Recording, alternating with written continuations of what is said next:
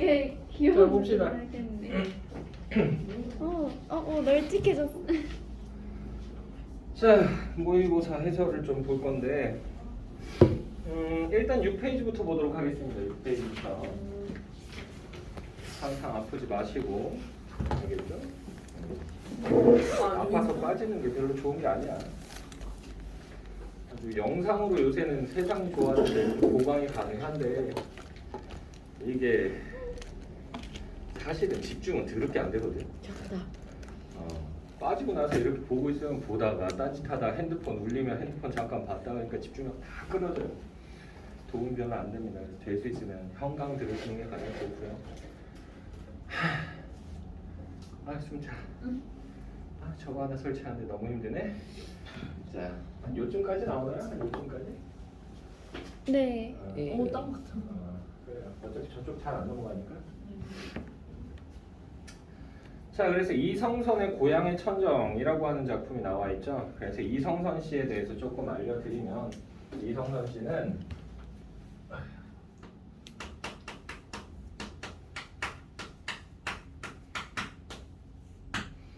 이 사람은 일단 동양적인 사고나 구도적 사고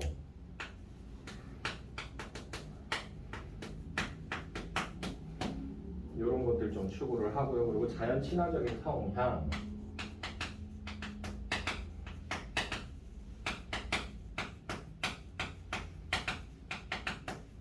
이런 걸 시 속에서 좀 보셔야 되고요. 자, 그리고 두 번째 시인 보시게 되면 여기 손택수 씨라고 하는 분 나왔는데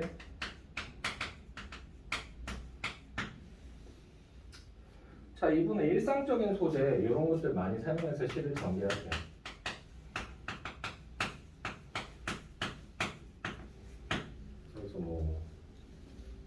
그래서 자전거를 보고 나서 갑자기 상념에 빠진다든가 네?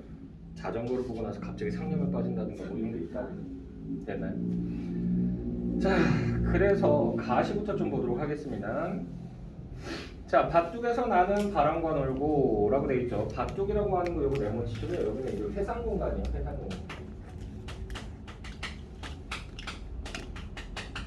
회상 공간. 내가 회상하는 공간이고요. 나는 바람과 놀고 할머니는 메밀밭에서 메밀을 꺾고 계셨습니다. 여기 주요보고요. 경어체 사용됐죠?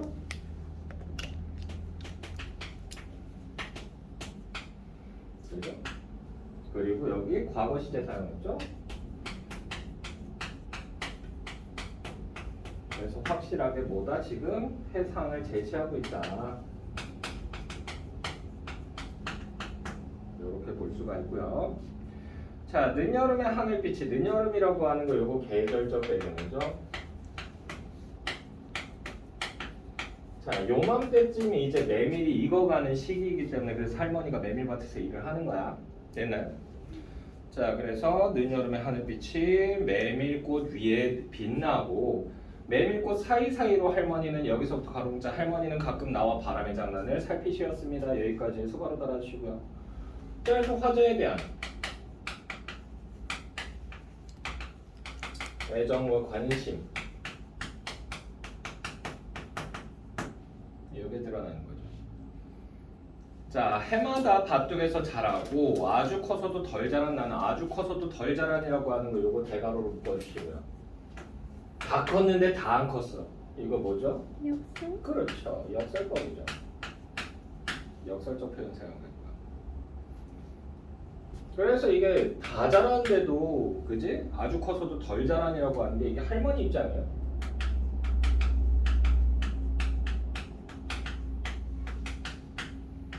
그래서 화자는 뭐다? 할머니한테는 평생 계속 뭐다? 아이고 우리 강아지 이거죠. 보살핌의 대상이죠.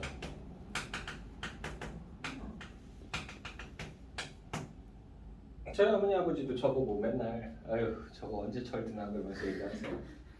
옛날에 계속 보시면 아주 커서 덜 자란 나는 늘 그러했습니다만 할머님 저승으로 가버리시고 할머님 저승으로 가버리시고 라고 하는 부분이 여기 가로로 묶어주시고 대상이 부재하죠.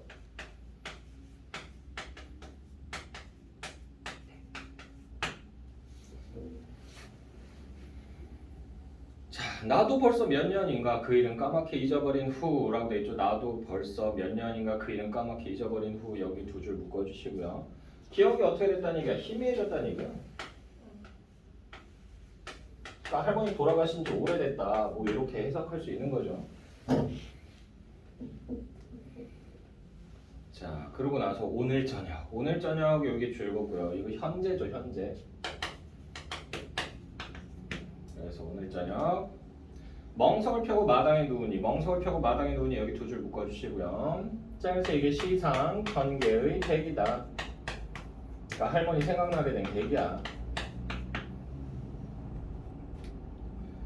자, 그랬더니 온 하늘 가득 별로 피어있는 어릴 적 메밀꽃이라고 돼 있죠. 별로 피어있는 어릴 적 메밀꽃 여기 가로로 묶어주시고요. 그래서 별이 무슨 색깔이야? 우리가 그냥 얼핏 봤을 때 연노란색. 흰색. 흰색에 가깝죠. 흰색에. 됐어요? 원래는 정확하게 스펙트럼 따지고 뭐 해가지고 분광으로 이렇게 재면 색깔 여러 가지 있어. 빨간색도 있고 막 초록색도 있고 막 그래요. 근데 그걸 그냥 우리가 얼핏 보게 되면 그냥 하얀색이라고. 됐나요? 별하고 그래서 메밀꽃이요. 색상이 유사하죠.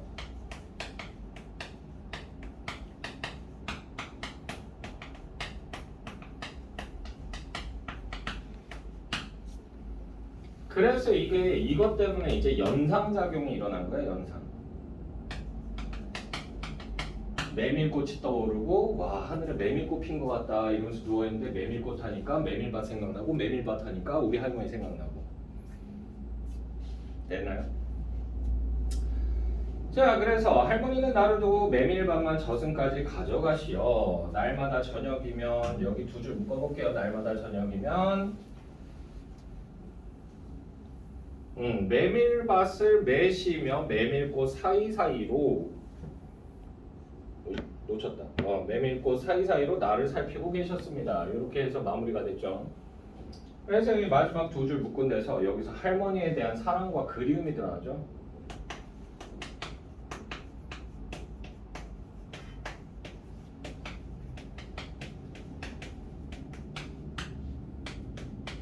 그러니까 할머니는 지금도 저승에서도 나를 지켜봐 주고 계실 거야. 뭐 이런 생각하는 거지. 됐나요? 네. 그 별로 피어있는 어릴 적 메밀꽃 이거 은유 사용된 건가요? 은유법이냐고? 네.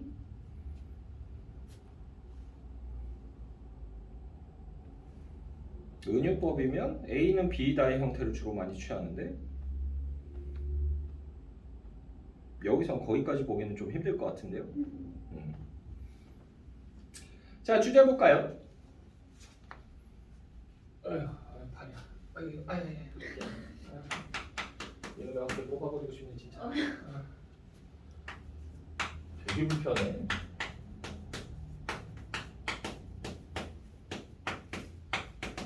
자, 어린 시절의 추억과 할머니에 대한 그리움.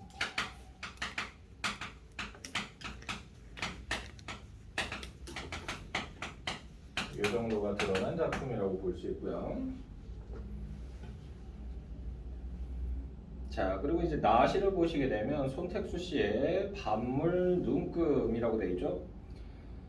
자, 밤물 눈금을 찾지 못해 질거나 된 밥을 먹는 날들이 있더니 이제는 그도 좀 익숙해져 손마디나 손등, 손가락 주름을 눈금으로 쓸 줄도 알게 되었다라고 되어 있죠. 여기 두 번째, 세 번째 줄 묶어주세요. 이제는 그도 좀 익숙해져서 손마디나 손등, 손가락 주름을 눈금으로 쓸 줄도 알게 되었다. 여기 그래서 묶어주시고 일상적 행위를 반복하고 있는 거죠.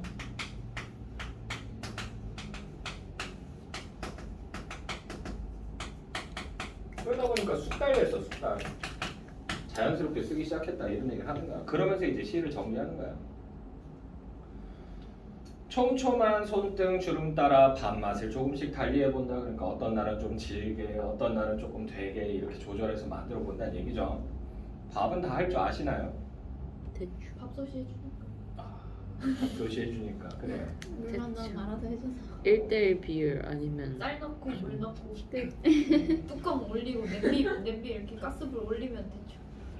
그래요. 네, 시커먼 숯을 만들기 딱 네, 그런 테크네요. 네, 그래요. 그리고 우리 딸내미 아들내미도 요새 내가 지금 그거 가르치고 있는데 쉽지 않더라고.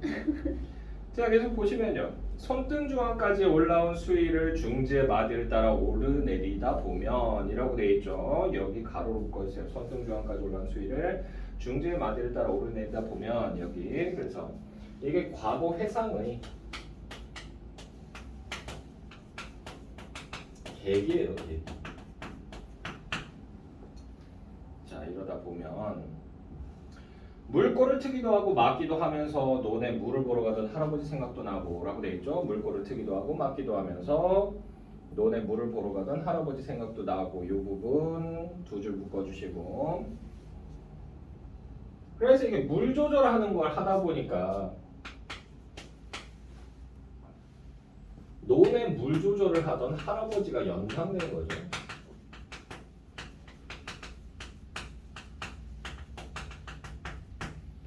논에도 물을 얼마나 담느냐에 따라서 이게 벼가 빨리 자라고 좀 천천히 자라고 이런 것들이 있기 때문에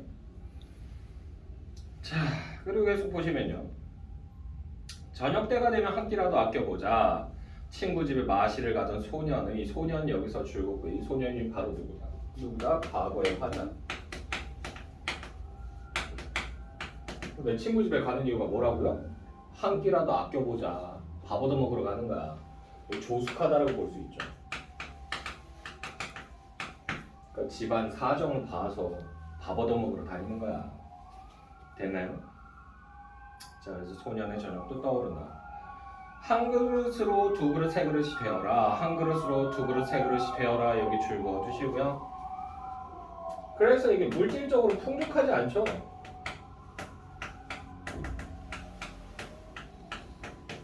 그러니까 양 불려 먹는다는 얘기야. 양 불려 먹는다. 그러니까 밥 한 그릇 할 걸 가지고 죽 두 그릇 세 그릇을 불려서 먹는 거야. 자, 이렇게 밥국을 끓이던 문현동이라고 하는 곳이 여기 줄고요. 그래서 이곳이 바로 내가 살던 곳이었어. 그래서 여기는 성숙함이, 조숙함이 요구되는 공간이죠. 어린 나이에 이런 걸 생각하면서 밥하는 애가 어디 있어? 어린 나이에 밥한다는 것 자체도 그렇게 뭐 쉬운 일은 아니고. 되나요? 요새 우리 애기들은 지금 계란 후라이까지는 어떻게 해? 어떻게 계란 후라이를 저번에 한번 시커멓게 만들었대요. 아, 이건 능력인데? 그러면서 이거 까매지기 쉽지 않은데? 그러면서 신품종이야? 그러면서 내가 막 농담했거든. 그랬더니 애들이 민망해하더라고. 먹는데 진짜 와. 그 좋게 얘기하면 불맛, 나쁘게 얘기하면 탄맛, 죽이더라고. 먹으면서 야 진짜 계란 후라이가 이렇게 퍽퍽한 거였구나. 야 신기하다. 그러면서 이렇게 먹었는데 지금 계란 후라이까지는 할 줄 압니다. 계란 후라이 할 때 뭐 집어넣으면 조금 더 고소해지냐면 참기름이죠. 참기름 살짝 뿌려주고 그러니까 좀 익었을 때 살짝 뿌려주세요. 그러면 안 그러면 기름이 타거든. 참기름이. 그래서 싹 해서 고소한 맛이 올라와요. 배고프다. 자, 계속 보시면요. 자, 그래서 문현동 가난한 지붕들이 내 손가락 마디에는 있다. 가난한 지붕들이 내 손가락 마디에는 있다. 여기 가로로 묶어주시고요. 그래서 과거의 기억이요.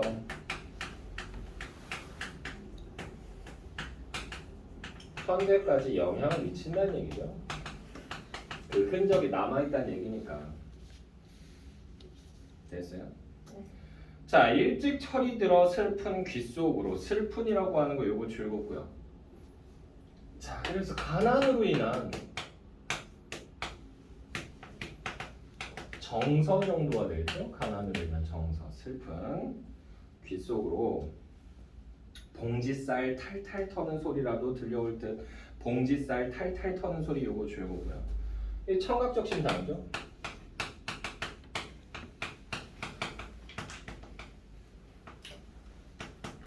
청서부각해요. 여러분들은 지금 모를 거야. 옛날에는 좀 가난한 사람들은 봉지쌀이라고 하는 것을 받아다가 먹는 경우가 있었어요. 그러니까 가가지고 이렇게 쌀집 같은데 가가지고는 거기서 이제 뭐 1,000원어치, 2,000원어치 그러면 이만큼 좋은 그 비닐봉다리에다 담아줘요. 그럼 그거 가지고 밥해 먹기도 하고 경우에 따라서 조금 이제 못 사는 사람들 같은 경우는 이제 불우이웃 돕기 그런 거 한다고 해요. 해마다. 그럼 이제 요새는 이제 여러분들 이제 뭐 돈 내거나 이렇게 하잖아.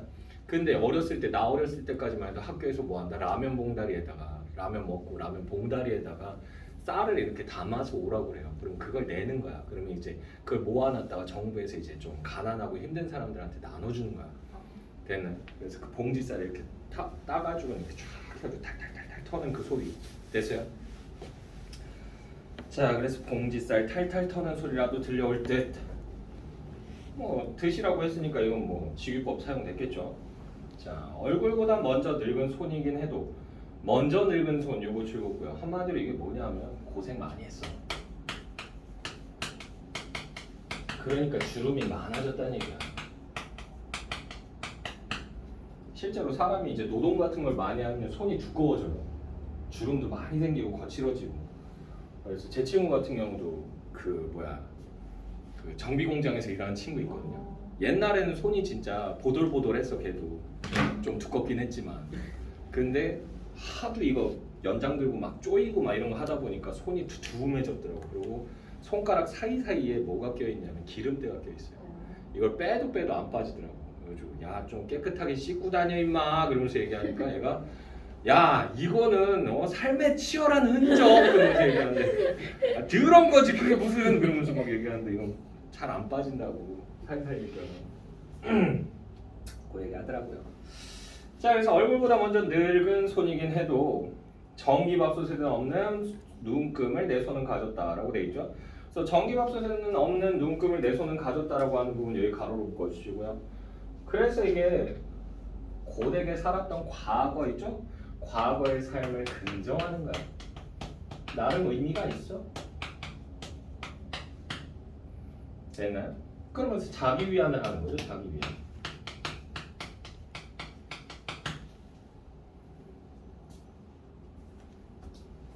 됐죠? 네. 자, 그럼 이 작품의 주제는 뭐라고 볼 수 있냐면 주제 여기다 적을까요? 오케이. 주제는 가난했던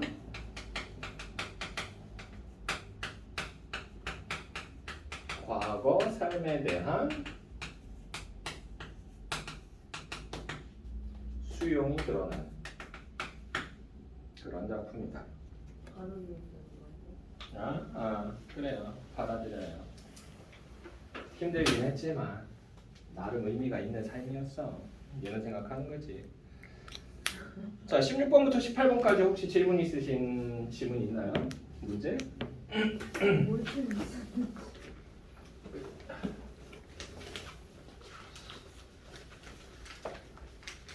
오, 다 맞았다.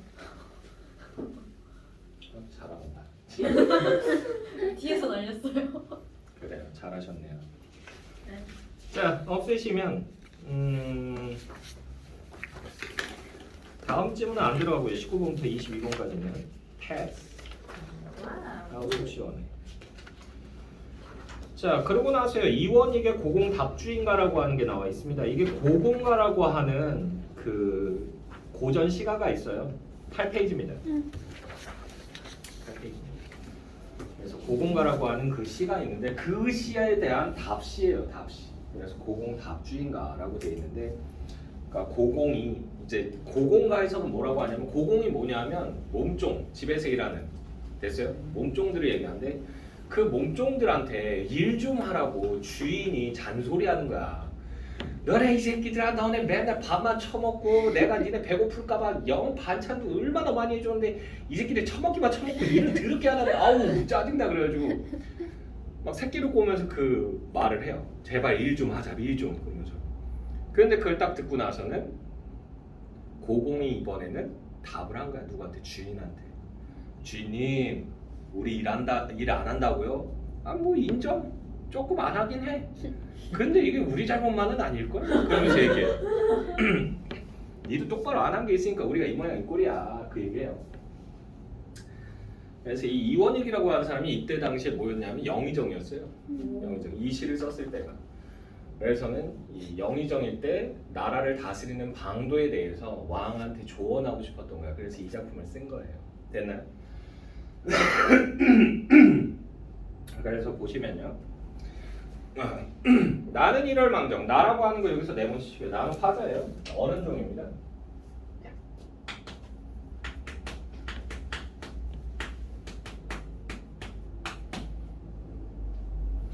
자, 나는 이럴 망정 외방의 늙은 종이 외방이라고 하는 게 뭐냐면 바깥 일을 보는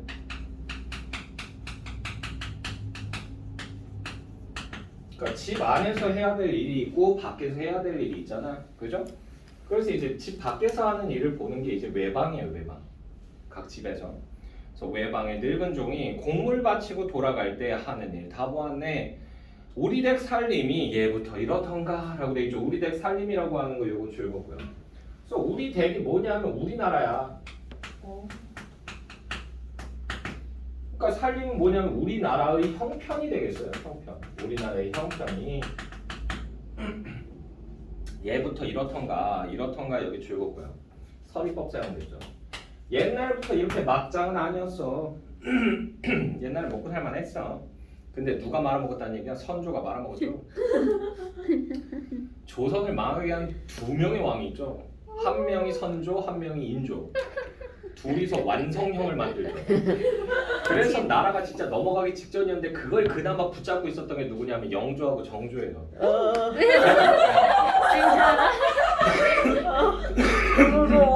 알줄 알아. 정조 대단한 왕이죠. 영조도 대단한 왕이고. 영조는 다만 좀 성격이 좀 안 좋아서 그렇지. 영조는 왜 성격이 안 좋을 수밖에 없었냐면 얘가 그러니까 사촌형이야. 사촌형이 이 영조 바로 앞에 왕이었는데 얘가 그게 없었던 거야. 자식이. 그래가지고 뭐 여러 가지 야사가 있는데 생식 능력이 부족했다 뭐 이런 얘기가 있어요.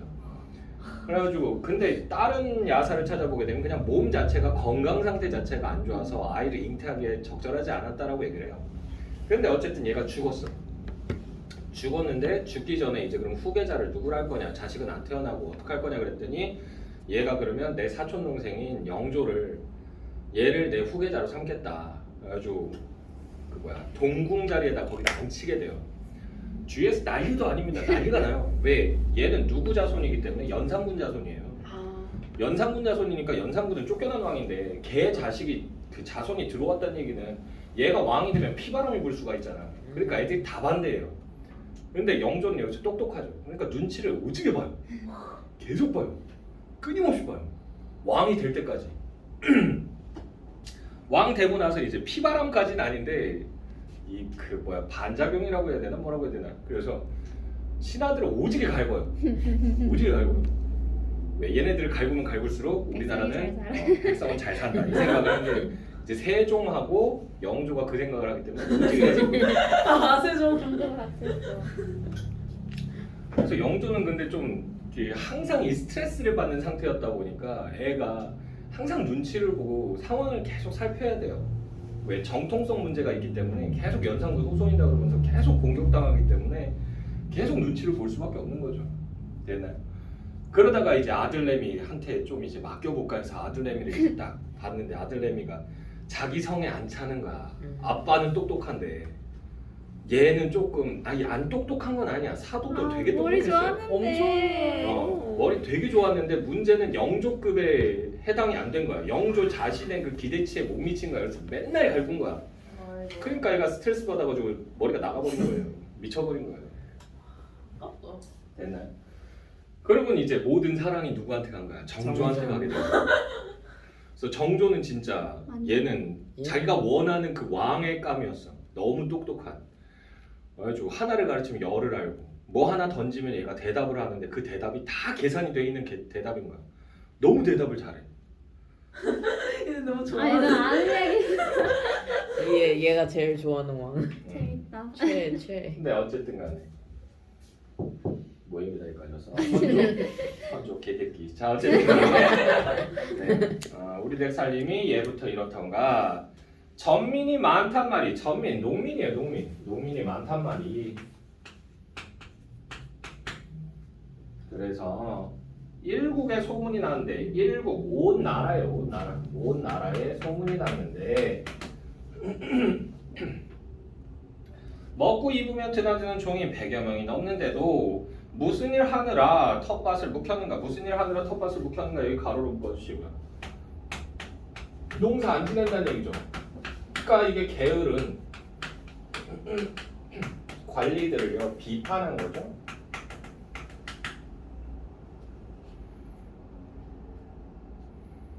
자, 농장이 없다던가, 그러니까 땅이 없느냐, 홈이 연장 못 가졌냐 라고 돼 있죠. 그래서 도구가 없더냐, 다 있어.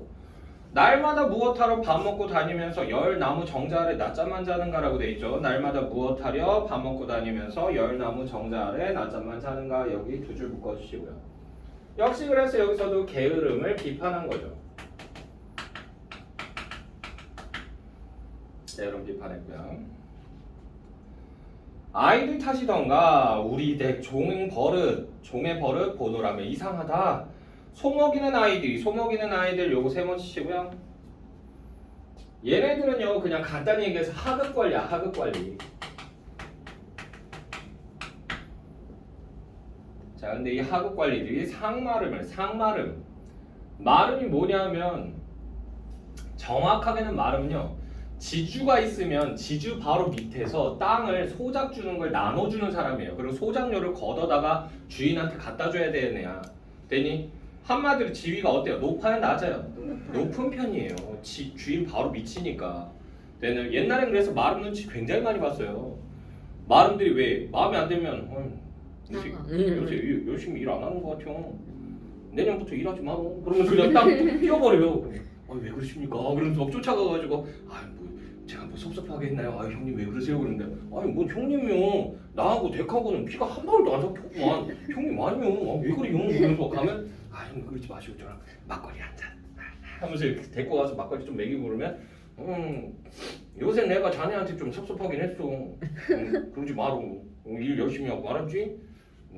좀만 더 지켜볼 텐게 열심히 해.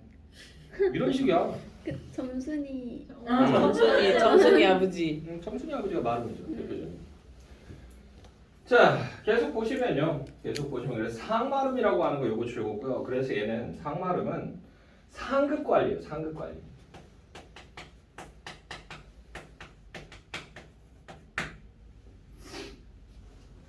그래서 소먹이는 아이들이 상마름을 능욕하고 여기 가로로 묶어주시고요. 그래서 여기서 그냥 하극상한다는 얘기잖아. 기강이 해이해졌다는 얘기야. 기강이 해이해졌다. 하극상이다. 오고 가는 어리석은 손님이 큰 양반을 기롱한다. 이것도 역시 마찬가지. 기강이 해이해진 거예요. 되나요? 자, 그릇된 재산 모아 다른 꾀로 제일하니 큰 집에 많은 일을 뉘라서 힘써할까라고 돼 있죠. 여기 두 줄 묶어주시고. 자, 그래서 여기서도 이제 이기적이고요. 탐욕적인 모습이 나오고요. 그리고 부정축제하죠. 부정축제에서 쟤는 아이예요. 어이 아니야. 어이 하는 순간 부정의 페스티벌이 돼버려요. 그거 아니에요. 네, 아이입니다. 그래서 재산을 쌓았다. 축제. 자, 그리고요. 곡식 창고 비었거든 창고 지기인들 어찌하며 세간이 흩어지니 질그릇인들 어찌할까라고 돼 있죠. 여기 두 줄 묶어주시고 대구 서리. 그러니까 집에 나만 하는 게 없다. 차도 텅텅 비고 됐어요. 세간도 다 박살나고. 자, 내 잘못된 줄 내 몰라도 남 잘못된 줄 모르겠는가라고 돼 있죠. 여기 가로로 묶어주시고요. 한마디로 내로남불이죠. 남의 잘못을 지적하는 거야. 누가? 관리들이. 됐어요? 지가 하면 로맨스, 남이 하면 불륜. 자, 풀어 해치거니 매치거니 헐뜯거니 돕거니. 그러니까 어떤 때는 막 달려들어가지고 막 멱살 잡고 막 풀어 해치면서 막 싸우다가 어떤 날은 막 옷매무새 다듬어주고 형님 오늘 멋져 보이세요 막 이렇게 얘기하고. 그리고 또 어떤 날은 뭐 하는 거야? 헐뜯다가 어떤 날은 도와주다가. 지 이권에 따라서 달라진다는 얘기죠. 그리고 하루 12때 하루 종일 어수선을 핀 것인가? 어수선을 피우느냐? 자, 그래서 여기 리을 부분 여기 두 줄 묶어주고 당파 싸우며 과열되어 있는 거죠.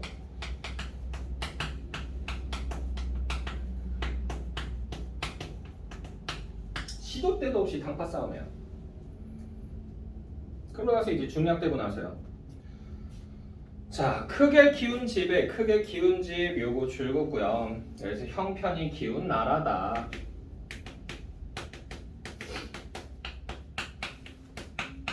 형편이 키운 나라에 상전님 혼자 앉아. 상전님 요거 네모치시고요. 한마디로 주인인데 이게 누구예요? 이임금. 상전님 혼자 앉아. 명령을 뉘들으면 뒤에서 슬래시로 끊어주시고요. 논의를 뉘화할까라고 돼 있죠. 그래서 여기 슬래시 기점으로 해서 대부법 사용된 거고요. 명령을 뉘들으면 슬래시 논의를 뉘화할까. 그러니까 나라를 되살릴 방책을 논할 사람도 없고 명령을 들을 신하도 없다는 얘기예요. 됐나요? 자, 나씨는 방, 근심, 혼자, 마타, 계시거니 옷 같은 얼굴이라고 하는 거 이거 네모치고요. 그래서 여기서는 이제 임금의 모습이야. 오 선생님 얼굴인데요. 옛날에는 중세국어에는 얼굴이 뭐였다? 왜? 앞면이 아니고요. 내 몸의 형상 그 자체를 나타냅니다. 됐어요? 그러니까 임금의 모습 정도라고 보시고요. 자, 옷 같은 얼굴이 편하실 적 몇 날인가? 별로 편한 날이 없을 것이다 얘기한 거고, 이 집 일이 되기 네 탓이라 할 것인가? 생각 없는 종의 일은 묻지도 아니하려니와 돌이켜 생각하니 상전님 탓이로다라고 돼 있죠. 여기 미음 부분 두 줄 묶어주시고요. 그러니까 관리들은 당연히 문제가 있어요. 그 인정한다 이거야.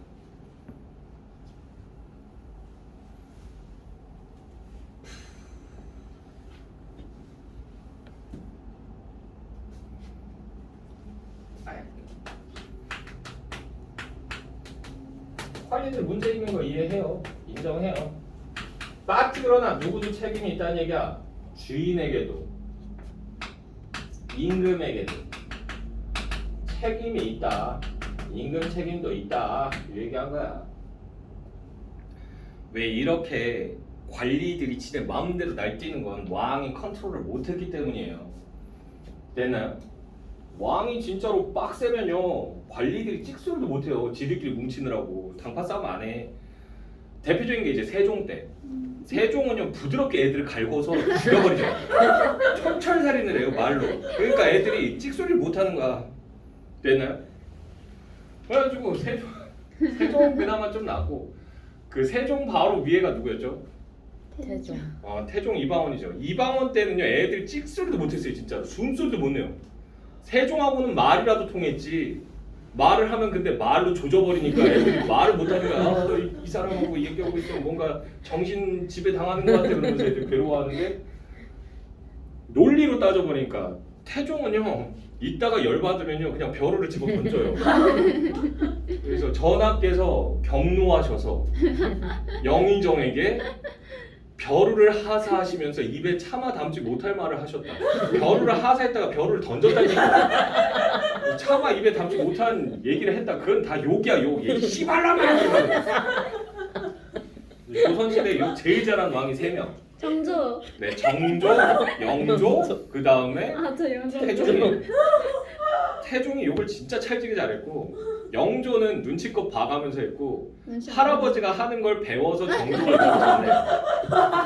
정조 때 그 입에 담을 수 없는 말 그거 맨날 나와 기록에. 입에 담을 수 없는 말. 삐삐삐삐.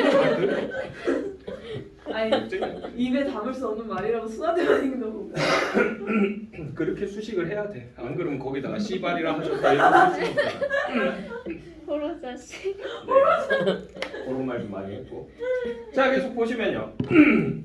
내 상정 그러다 하기에는 종의죄 많건만은, 그래서 주인님께서 잘못했다고 하기에는 저희의 죄도 많지만 그렇다라고 하는 게 그렇다고 해서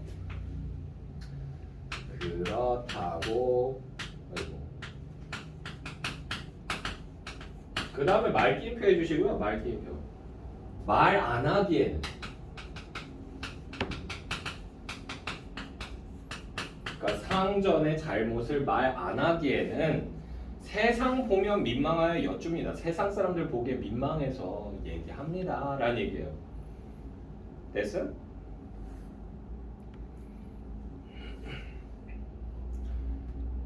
됐죠? 자, 그래서 새끼 꼬는 일 멈추시고 내 말씀 들으소서. 집 일을 고치려거든 종들을 휘어잡고, 종들을 휘어잡으려거든 상벌을 밝히시고, 상벌을 밝히시려거든 어른종을 믿으소서. 어른종이라고 하는 거 이거 네모치고요. 이게 바로 뭐다? 고위 관리들. 자기를 포함한 고위 관리들 있잖아. 영의정, 우의정, 좌의정, 그리고 뭐 육판서 뭐 이런 애들, 걔들을 믿으란 얘기야. 됐죠? 자, 그리고 여기 A 부분 있죠? 지비를 고치거든 조홍들을 휘어잡고 조홍들을 휘어잡으려거든 상벌을 밝히시고 상벌을 밝히시려거든 어른종을 믿으소서 이렇게 돼 있잖아. 자, 이거 뭐예요? 대구. 아니. 열거. 아니. 원숭이 형태는 빨개 빨가면 사가 맛있어 바나나 바나나 기너 기름 기차 기차는 빨라 빠른 비행기 비행기는 높아 높은 백두산 요거 유사한 통사구조의 방법. 연세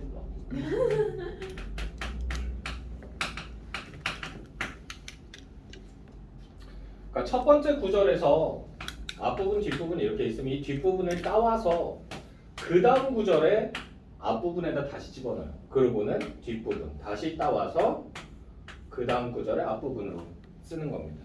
됐어요? 이렇게 쇠사슬이 연결되듯이 연쇄법. 됐죠? 자, 계속 보시면요. 진실로 일이하시면 진실로 앞에서 슬래시로 뒤에서 슬래시로 끊어주시고요. 진실로 뒤에서 슬래시로 끊고 일이하시면 뒤에 슬래시로 끊고요. 가도 절로 여기 뒤에 슬래시로 끊고요. 일 겁니다. 라고 돼 있죠. 그래서 진짜로 당신이 이렇게만 한다면 가도가 뭐냐면 집안 살림을 일으킬 방도예요.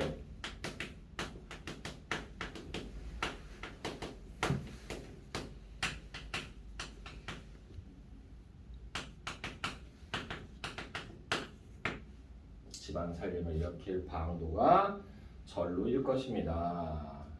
그리고 여기 왜 슬래시로 끊어줬냐면 이거 글자 수가 어떻게 돼요? 3, 5, 4, 4조. 이렇게 되면 시조종장 음수율과 유사합니다. 시조종장 음수율과 유사하게 된다. 됐나요? 요렇게 되면 우리가 이거 뭐다? 정형성을 갖췄다. 마지막 줄이 이렇게 되면 그래서 요거 우리가 뭐라고 얘기한다? 정격가사라고 얘기한다. 격식을 갖췄다.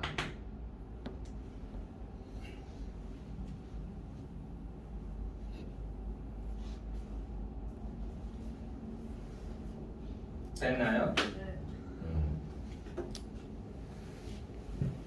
선생님, 네. 혹시 이때 왕이 누군지 아세요? 몰라요. 까먹었어요. 아, 네. 선조 다음인 건 확실해요. 아, 선조 다음인 건 확실해요. 왜냐면 고공가가 선조 때 나왔기 때문에 선조 제위 거의 말기쯤에 나왔고 그 다음에 이제 고공답주인가가 나온 거라서 아마 광해 다음이지 않을까 싶어요. 광해가 몇 년 못 해먹었기 때문에 자 주제 보시게 되면 자 기울어진 집안 살림을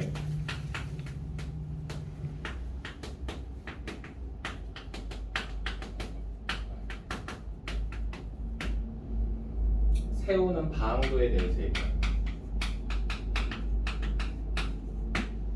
여기에 대해서 얘기한 작품이다 라고 보시면 되고요.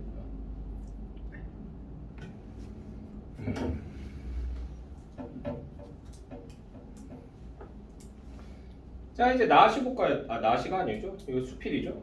돌탑과 잔돌. 같이 봅시다. 자 그래서 사람답게 살아라라는 말은 사람답게 살아라 여기 가로로 묶어주시고요. 이게 소설가의 말을요 인용한 거예요. 그래서 이게 모래톱이야기라고 하는 소설을 쓴 작가가 있거든요. 그게 이제 김정환 씨인데 요 분이 이제 한 말입니다. 그래서 이걸 통해서 권유하는 삶의 자세에 대해서 얘기하는 거야.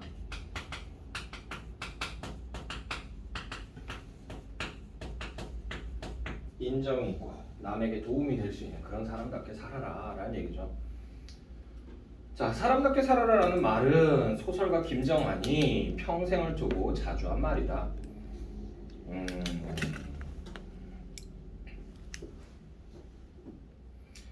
자, 나는 그의 문장 가운데 다음의 구절을 좋아한다. 어딜 가도 여기서부터도 가로로 묶어볼까요? 어딜 가도 산이 있고 들이 있고 그리고 인간이 살았다. 인간이 사는 곳에는 을에 나뭇가리가 있고 그 곁에는 코올리개들이 놀곤 하였다. 조국이란 것이 점점 가슴에 느껴졌다라고 돼 있잖아. 여기까지 해서 가로 달아주시고요. 여기선 그래서 뭐 한다? 글의 구절을 인용했죠. 구절을 인용했다. 그래서 자연과 인간의 조화. 이것도 얘기했고 조국에도 얘기했고 가슴이 웅장해진다고 그러잖아.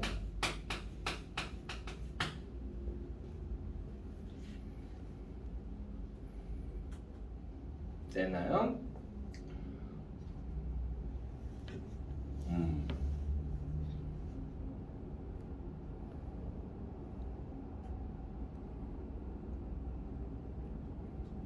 됐죠? 도현이 점점 졸리는 것 같고 배터리 방전이 눈으로 보여요. 여러분들은 눈으로 보면 이게 눈 보면 알 것 같아요. 눈을 딱 보면 배터리 방전, 배터리 양이 이렇게 꽉 차 있다가 이렇게 돼서 완전 방전되면 졸고 있더라고. 그래서 다시 풀충되기를 바랍니다. 자, 그래서 보시면요, 이 명료한 문장을 읽고 있으면 사람이 때를 이루어 사는 여기서부터 가로 문자 사람이 때를 이루어 사는 세상의 풍경이 한눈에 들어오는 것만 같다.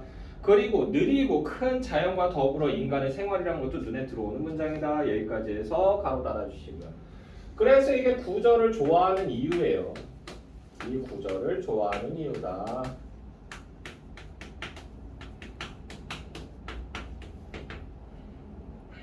계속 보시면 자, 이래저래 만나게 되는 사람들과 이런저런 사연으로 이별을 경험하게 된 사람들 그리고 그들의 눈물과 사랑을 하고 있는 저 뜨거운 가슴도 짐작을 하게 된다. 조약돌처럼 여기서부터 가로문자 조약돌처럼 까다롭고 별난 사람도 있고 몽돌처럼 동글동글한 사람도 있고 조각을 한 듯 잘생긴 사람도 있고 마음에 태풍이 지나가는 사람도 있고 마음의 4월에 봄볕이 내리는 사람도 있다. 여기까지 해서 가로 닫아주고 열거법 사용했죠. 그래서 이걸 통해서 다양한 사람들의 모습을 제시하죠.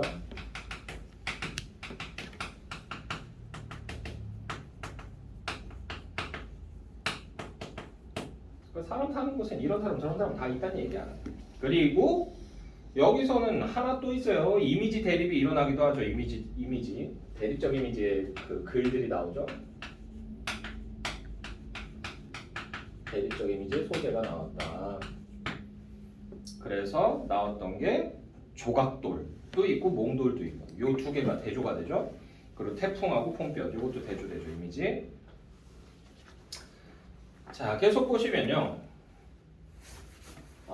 그들 모두 하나의 무리를 이루고 사는 것이 이 세상 아닌가 싶은 생각이 드는 것이다.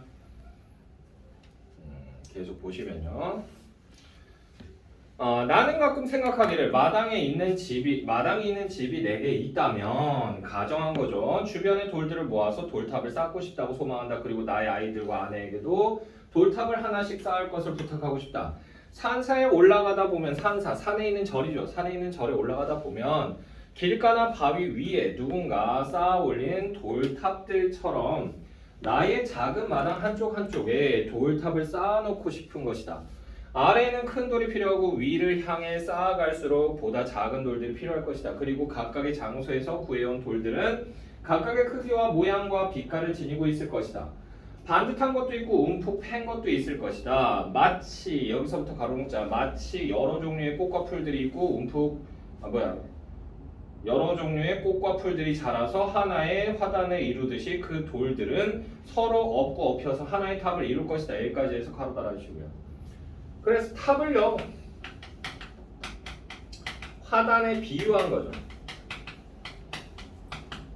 화단에 비유를 했고요. 자, 그런데 돌탑을 쌓아본 사람은 돌탑을 쌓는 데에는 잔돌이 필요하다는 것을 알 것이다. 잔돌이라고 하는 거 이거 주의고요. 보잘것이 없어요. 그러나 얘는 필요해요. 왜요? 얘는 균형과 중재를 나타내기 때문에.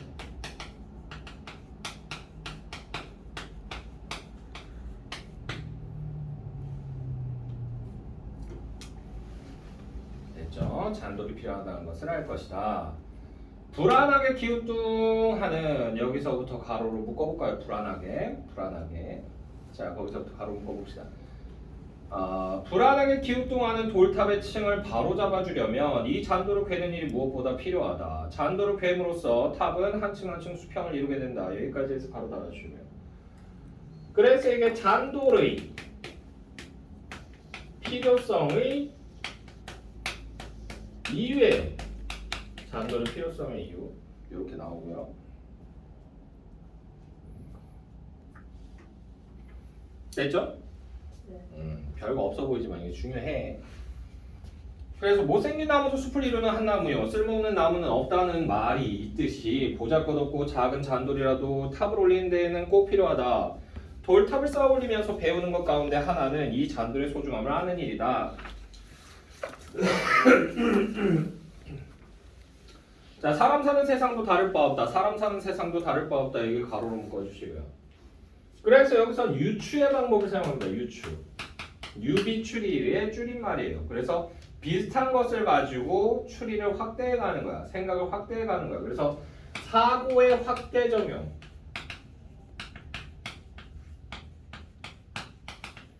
요게 일어난 거고요. 사고의 확대 적용. 그래서 잔돌 같은 사람이 필요하다라고 돼 있잖아요. 잔돌 같은 사람이라고 하는 거 이거 줄거고요. 잔돌 같은 사람이 어떤 사람일까요? 그렇지, 균형을 잡아주는 사람이죠.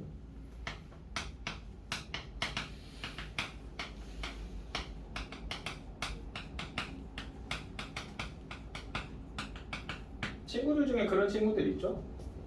중립의 길을 가는. 됐나요? 아, 중보야? 중립? 그래요. 저도 조금 약간 그런 쪽에 가까운데 친구들 다 같이 친해요. 그래서 공부 잘하는 애들이랑도 친하고 공부 못하는 애들이랑도 친하고 아주 만나면 되게 재밌어요. 초 엘리트 집단과 초 날백수 집단 이렇게 양 둘로 갈려져 있어요. 그래서 만나면 초 엘리트 집단은 만나면 다 뭐 의사, 검사 뭐 이런 쪽이에요. 잘 나가. 전문가들이야. 회계사 막 이런 애들. 그래서 막 만나가지고 막 지들끼리 막 펀드 얘기하고 막 비트코인 얘기하고 막 이러면서 막 전문 용어 막 쓰는데 막 머리가 아파 막 나중에 얘네하고 있으면 피곤해 그러면서. 그리고 이제 초 날백수 집단 만나면 안 좋은 게 내가 돈을 다 내야 돼.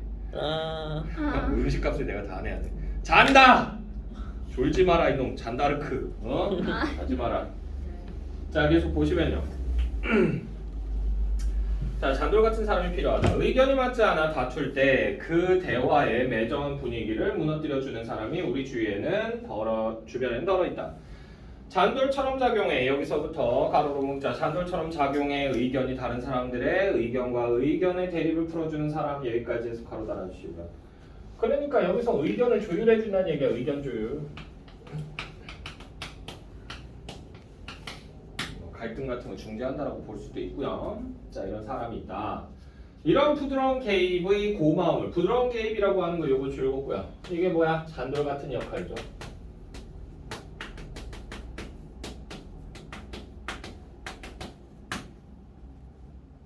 됐나요? 부드러운 개입의 고마움을 우리는 간혹 잊고 사는 것이 아닌가 싶다. 봄산이 봄산인 이유는 새잎이 돋고 꽃이 거기에 있기 때문이다. 수많은 꽃은 자기의 존재감을 주장하지 않는다. 그냥 스스로의 생명력으로 피어난 봄산의 아름다움을 이룬다. 이 세세하고 능동적인 존재의 움직임을 보살폈으면 한다. 돌탑에 다시 비유하자면 여기서부터 가로로 묶자. 돌탑에 다시 비유하자면 잔돌과 같은 그 무엇이기 때문이다. 여기까지 해서 가로 달아주시고요. 그러니까 수많은 꽃들도요. 역시 마찬가지로 뭐다? 작지만 꼭 필요해요.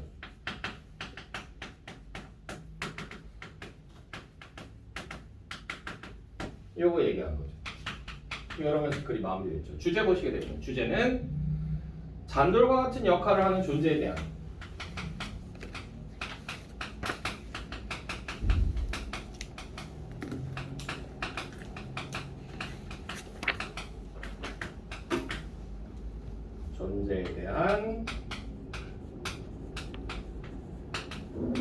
고마움이라든가 필요성이라든가 뭐 이런 것들이 드러나는 글이라고 볼 수 있죠.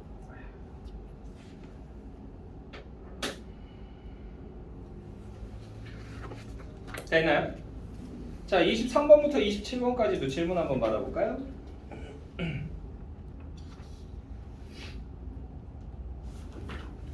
딱히 없으시면 넘어갈게요. 문항 먼저 다 해버립시다. 아, 소설 2개 끔찍하군.